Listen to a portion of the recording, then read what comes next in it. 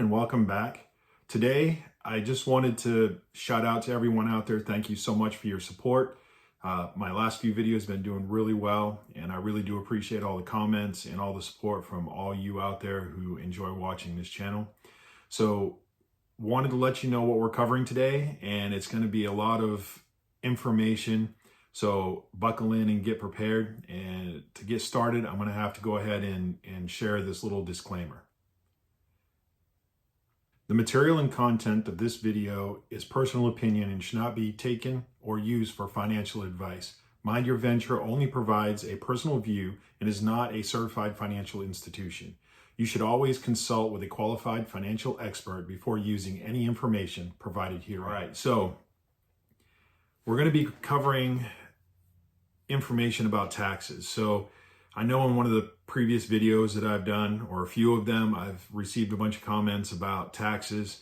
Now, like I said in my disclaimer, I'm not a financial expert by any means, but I do have strong opinions about taxes. And personally, I think a lot of them are not constitutional, and I disagree with many of them, including the ones on precious metals. So I've seen some people commenting about getting taxed on your gains of selling your silver at 25%.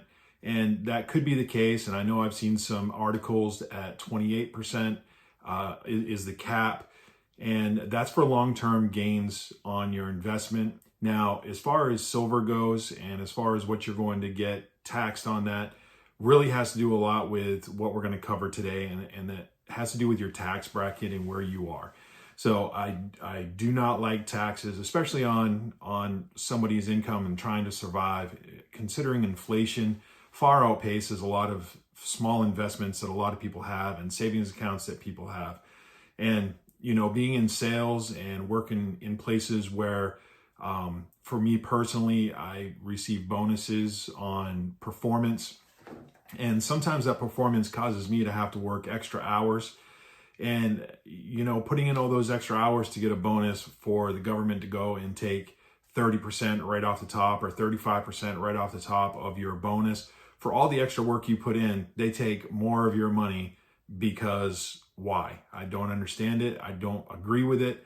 And I think if I work extra hard to provide for my family and try to prepare a future for my family, that the government shouldn't be able to come in and way overtax me on money that I had to work extra hard for. And working overtime, they take more money out of that as well. So I disagree with the tax system and how it's set up. And like I said, that's my personal opinion.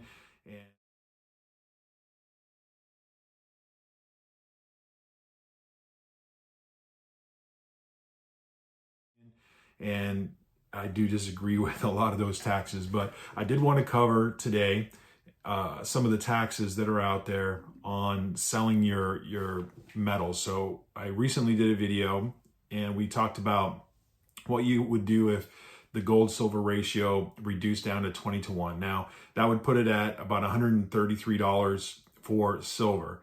And let's just say you bought all your silver at the $30 and you received $100. That is what you would be taxed on, is $100, not the original investment that you put in, which would be the $30 or the $33, right? So I'm going to show you some charts and some graphs. The first thing here is key takeaways.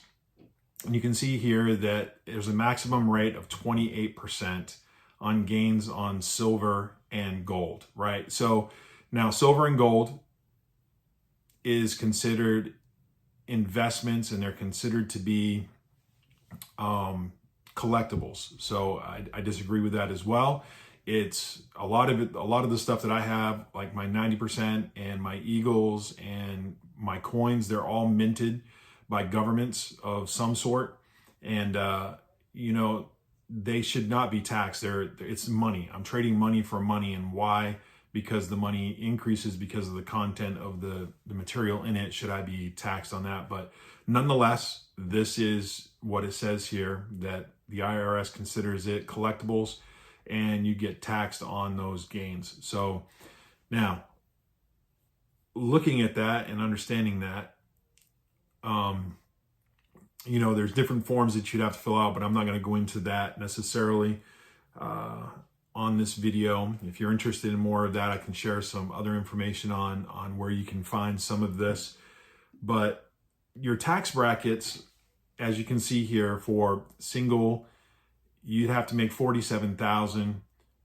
So I'm going to basically run my numbers with this mid-range here, which takes everybody at your basic mid-range pay. Now, as far as 2024 goes, the average pay across the board is about $50,000. So I'm going to run right in this 15% bracket here, just because that's where most everybody's going to fall. If you make more than $518,000, or going all the way down to married filing jointly over $583,000, you're doing really well. And at that point, taxes, you should already know what you're doing there, and it's not going to affect you much. But I'm going to run with the low end here, the single, between the $47,000 and the $518,000, and I'm gonna run some charts just so you guys can see where you would be paying taxes on those amounts of silver if you were to cash out, right?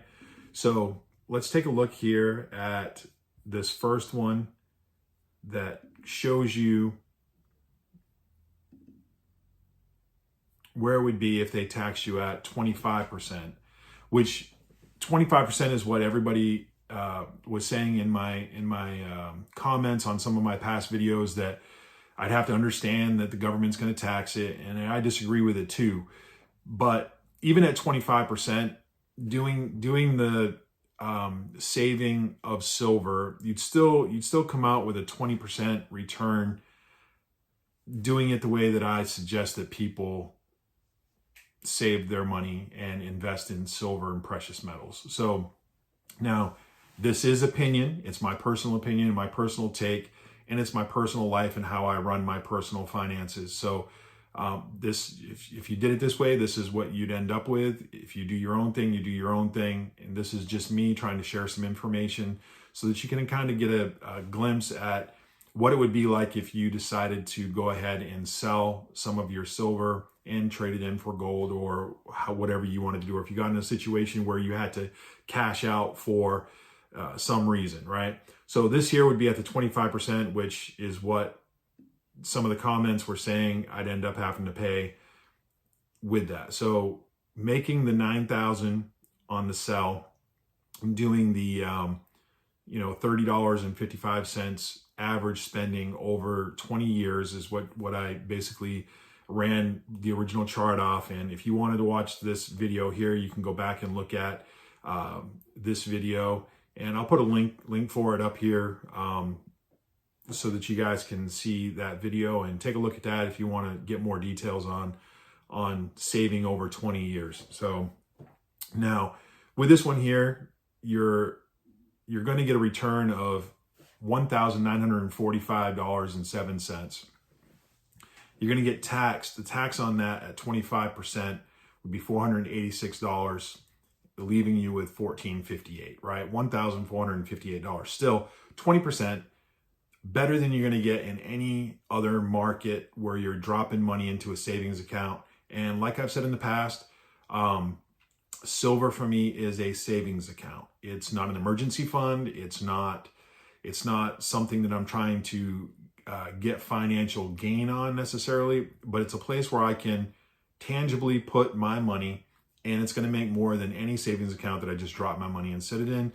And again, that's personal opinion. People can do what they want with their money. This is what I do. And there's a reason why I only put a small amount of my overall savings into precious metals and use it as a savings account. So now looking at that, let's take a look at what it was if you only get hit with the 15%, which is what the chart shows if you're in the category or the tax bracket of the 47,000 to 518,000, correct? So that's what we're looking at here, 15% tax bracket.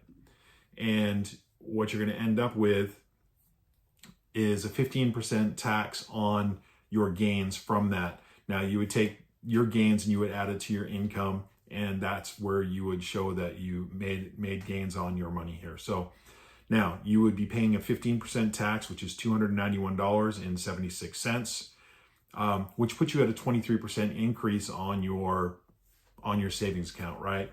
So 23% is still really good. Now, putting that in perspective and looking at inflation, and I know that I've said many times that silver and gold, precious metals, is a hedge against inflation, right? So I know I keep saying that, and there's people that disagree with that, and I do disagree with it in a certain aspect where it does not break even. You still lose money putting it into precious metals because of taxes and because of manipulations in the market. It does not outpace inflation by any means, but it is a good hedge. And I say hedge just because it's better than most anything else that you can get out there to put your money in to help you fight against inflation, right? So